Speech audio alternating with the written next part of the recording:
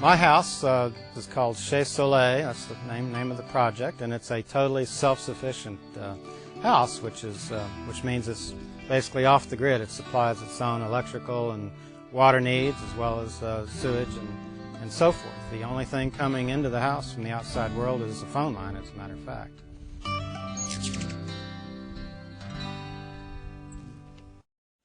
As you see on the far corner of the house, there's a large round tank, which is one of my rainwater collection tanks. I get all of my water from the rain. It rains about 32 inches a year here in Texas, in central Texas, and which is enough. So I've designed around that. Even though it hasn't rained in over 2 months, we're in the middle of a pretty good sized drought right now, I still have plenty of rainwater.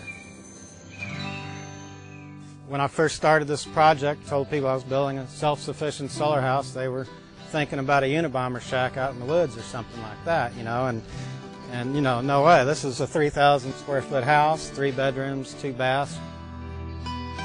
I've gotten a lot of compliments on just the architecture itself, as well as the materials and the design. One of the great things about this house is the floor. You'll notice it's concrete, and it's what they call a scored and stained concrete floor. This is essentially the foundation you're looking at without any flooring on it. And right after the floor is poured, they score it and then they dye etch it. And the great thing about this is that you'll never have to put another tile or carpet down. You only have to clean it with water and no chemicals. The other thing is that this is transmitting the temperature of the earth up into Paul's house, which is about 68 to 72 degrees depending on the time of year. So essentially this floor stays a fairly constant temperature, and that helps him keep the house cool or warm depending on the season. These windows show a really beautiful view, but there's so much more here than meets the eye. These windows are what they call low E windows, which means that they have a coating on them that filters out the really hot sun. Also, instead of just being a beautiful picture window, these windows are operable. So in the spring and the fall, when you want to let the cool air in or the warm air in, you just open these windows. So not only are they good looking windows, they're good functioning windows.